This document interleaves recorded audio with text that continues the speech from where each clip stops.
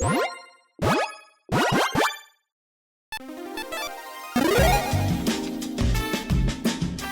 and welcome to the Commander's Quarters. I'm your host, Mitch. Glad to have you here. Here at the Commander's Quarters, we're all about Commander on a budget.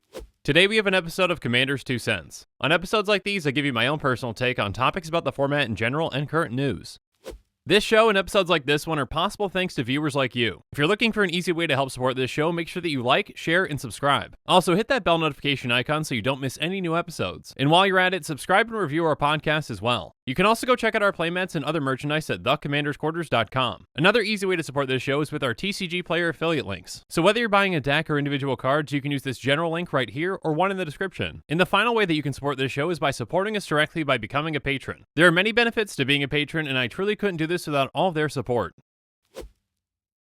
On a previous episode, I had John from Quest for the Janky Lord on, and we talked about the jankiest cards that are secretly good. Talking about all those janky cards in that episode was a ton of fun. And it inspired me to talk about this topic, which is the janky cards that I want to make work. Or another way to say it is the janky cards that I want to make good somehow. On that previous episode, we tried to define what exactly a janky card is. Everyone has their own perspective on what makes a card janky, but I think you kind of just know it in your gut when you see the card. Anyways, if you want to hear more on our definitions for janky cards, go ahead and check that episode out. For now, I'm going to talk about the janky cards that I really want to make work.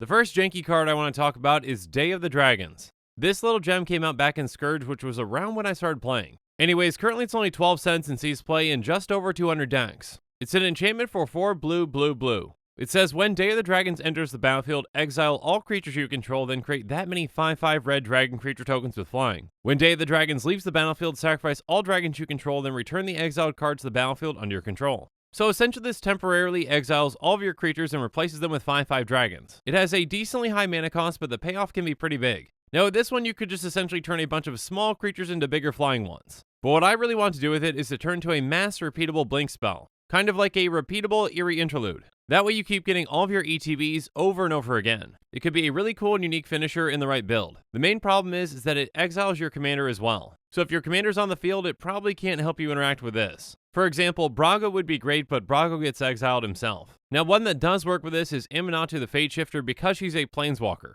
Her -1 can exile another target permanent you own and then return to the battlefield under your control. Now I've probably mentioned this somewhere before, but I'm not a huge fan of planeswalkers as commander, so I'd like to find a creature that works with it. With enough bounce or blink permanent spells, something like Naban could work with this. He has if a wizard entering the battlefield under your control causes a triggered ability of a permanent you control to trigger, that ability triggers an additional time. Essentially a Panharmonicon, but just for wizards. So essentially you've got a ton of wizards that have ETBs. Once you've got a lot of them in play, you cast Day of Dragons to exile all of them. Then you either bounce or blink Day of Dragons to get all those wizards coming back into play at once and all their ETBs trigger twice. If you can keep doing this, you can get a ton of value and a lot of powerful effects. Now that's a really cool effect when it plays out in the way that you want it to, but a lot of things can go wrong. If you play Day of Dragons and you exile Naban with it, then you're going to be in trouble if someone interacts with your other stuff. For example, if they counter your bounce or blink spell and you don't have any more, you're going to be out of luck. Anyways, another way that you can make Day of Dragons good is with something like Talrand. Essentially with that deck you've got a bunch of 2/2 flyers and you're turning them into 5/5 flyers. That's a pretty large power increase, but there are a few risky things with that again. Those dragons don't have haste and you probably just made yourself into an even bigger threat. Also, again, you have to choose if you're exiling Talrand or not or putting him back in the command zone, so that's a pretty awkward interaction. I think Day of the Dragons has a lot of potential, but again, there's just a few things you have to work around to make it work. The thing about these janky cards I'm going to mention is that they're kind of like pet cards. You've got to be diligent and not force them into a deck just because you want them to work. If the deck's better without them, then you've got to realize that. Let's move on to another dragon card from my childhood, though, with Form of the Dragon. Like Day of the Dragons, this one was also from Scourge, so you could tell that set was pretty much all about dragons. Anyways, currently it's 70 cents and sees play in 283 decks. It's an enchantment that costs 4 red, red, red. It says at the beginning of your upkeep, Form of the Dragon deals 5 damage to our creature or player. At the end of each turn, your life total becomes 5. Creatures without flying can't attack you. So this card is probably better in other kinds of formats. In Commander, your life total starts off at 40, so dropping down to 5 is a 35-point difference. In something like Standard, that difference is a lot less significant. Also, that 5 damage is going to get you a lot further in a format like that. Essentially, if your opponent's life total was at 20, it would take you 4 turns to kill them with this. In Commander, with no other effects, and if all of your opponents are at 40, it's going to take you a total of 24 turns to kill them. Form of the Dragon does help protect you a little bit as well, because creatures without flying can't attack you. It's a very high-risk card for not too much of a reward, but I think it's a very fun card to build around. And of course, you can find ways to get more out of this card with damage doublers and other things too. Or if you can find some ways to make all creatures lose flying, then you're not going to be able to be attacked. Now that makes you somewhat safe, but you're still very vulnerable at just 5 life. There are plenty of effects and damage spells out there that could just kill you straight up. But still, I think this is a very fun and challenging card to build around, so let's see what commanders might work with this. The first one is kind of a cop-out with Zedru. Zedru can donate things to your opponents, so this would be a great target for that. Being able to put a player down to 5 life can be a death sentence for them. Another one that might work out though is Kineos and Tear of Meletis. If you built a Pelifort deck built around protecting yourself and preventing damage, you could probably sustain and stay alive at 5 life. At least for a while, or at least it would make a very interesting deck. The last one is kind of counterintuitive, but I think it could work. A little while ago, I built a Thantis the Warweaver Turbofog deck. Thantis is going to force all creatures to attack each combat of Fable. And in that deck, you're also running a ton of fog effects, so people can't really hit you. Form of the Dragon is somewhat like a situational fog, kind of like Sandworm Convergence. Essentially, if one of your opponents doesn't have any creatures with flying, they can't attack you so you don't have to fog. This is a deck that can already benefit off of damage doublers anyway, so it can help with Form of the Dragon too. Again, Form of the Dragon is a very high-risk card just because of the nature of it. Pretty much capping your life total at 5 is a very dangerous thing to do in EDH. But it can lead to a very cool game state and can be a very fun thing if you pull it off. And again, say that you've got a damage doubler, dealing 10 damage to one player on your turn is pretty good. And if you've got 2 damage doublers, 20 damage is pretty absurd. As long as you can stay alive, it's not going to take much time for you to take out all of your opponents. The next Janky card that I really want to make work is Skullstorm. Currently it's 28 cents and sees play in less than 700 decks. It's a sorcery for 7 black. It says when you cast a spell, copied for each time you've cast your commander from the command zone this game, each opponent sacrifices a creature, each opponent who can't loses half their life rounded up. So this card is part of the Storm cycle from Commander 2018. But unlike the original Storm mechanic, this is completely dependent on you casting your commander from the command zone multiple times. Storm is an extremely broken mechanic, so I think Wizards was trying to tune it down for these. The problem is I think they tuned it down far too much. Both Fury and Echo Storm see an okay amount of play, but the others really don't. I think a lot of people, including myself, when they saw this card spoiled, they wanted it to be another Torment of Hailfire. But the limitation is just too much for most decks. I really wish that they would have taken out the part about having to cast it specifically from your command zone. I think casting it from anywhere still could have worked and not been too broken. Anyways, this is what we're going to have, so we're going to try to work with this.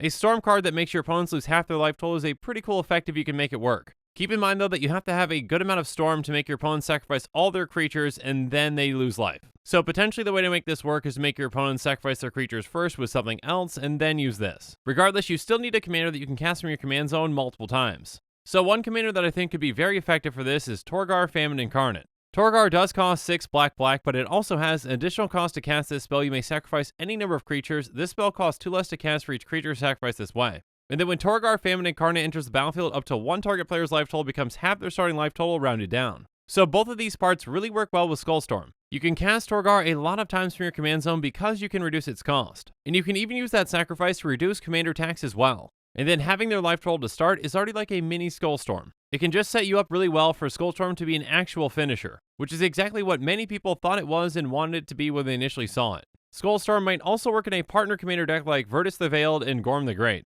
Both commanders being cast count toward that storm, so it's easy to get that storm count up without paying a ton of commander tax. And again, like Torgar, Virtus also has a way to half a player's life total. If Virtus the Veil deals combat damage to a player, that player loses half their life rounded up. Another combination of partners that might work for Skullstorm are Vile Smasher the Fierce and Thrasios Triton Hero. Again, partners just help because you're going to be paying less commander tax to get that commander storm count up. And although it's at random, Vile Smasher can just deal a ton of damage to finish opponents off. Now, Skullstorm is definitely not a card that's going to be good in a competitive deck, and a Thrasios deck can definitely do better than that. But still, I think Skullstorm could be a lot of fun to build around and a really cool finisher. And the final Janky card that I really want to make work is a very weird one. And that is Return of the Night Stalkers, which comes in at 24 cents and sees play in just 5 decks. This is a very old card from Portal 2nd Age, and it's a sorcery that costs 5 black. It says return all Night Stalker permanent cards from your graveyard to the battlefield, then destroy all swamps you control. So it's a mass reanimation effect, but for a very specific creature type, and there is a downside. I don't know about you, but I didn't realize that Night Stalker was a creature type until I saw this card. And you probably won't be too surprised when I tell you that there's only 12 of them in existence. No offense to the Night Stalkers, but none of them really seem to be anything to write home about. So building a commander deck specifically around these 12 Night Stalkers probably isn't that good of an idea. But a one-sided mass reanimation effect can be extremely powerful in Commander. Also, just actually casting this card in a game of Commander is going to make everyone do a double take. It's definitely janky, and it's definitely something that not many people have ever seen. The only commander that I could think of that would be effective with it is Morophon the Boundless. If you're running a Shapeshifter tribal deck, this can be huge. Your shapeshifters have changelings, so technically they are night stalkers. So for 7 mana and sacrificing all of your swamps, you get all of them back. Because you're in a 5-color deck, sacrificing your swamps is going to be less of a blow, especially because Morophon reduces the cost of your creatures anyways. Regardless, I just really want to make Return of the Night Stalkers work. I think it could be a lot of fun. But with that, the show is coming to a close. So in the comments below, let me know what your thoughts on these janky cards are. And if you want to, let me know what your personal favorite janky card is. And make sure you're following us on social media for more updates and sneak peeks on future episodes. Again, a huge thank you to my patrons who help make this show possible. I truly couldn't do any of this without your support. If you want to support this channel directly, consider becoming a patron. There are many benefits to being a patron, including being able to vote on future commanders for deck techs. There are even tiers where you get your own personalized deck tech dedicated to you. You can check out all the Patreon tiers and rewards at patreon.com/commandersquarters. If you haven't already, make sure that you like and subscribe to the channel. Here at the Commander's Quarters, we're all about budget commander. So while you're at it, go ahead and check out some of our other types of episodes. And with that, I'm out of here. Thanks again and have a good one.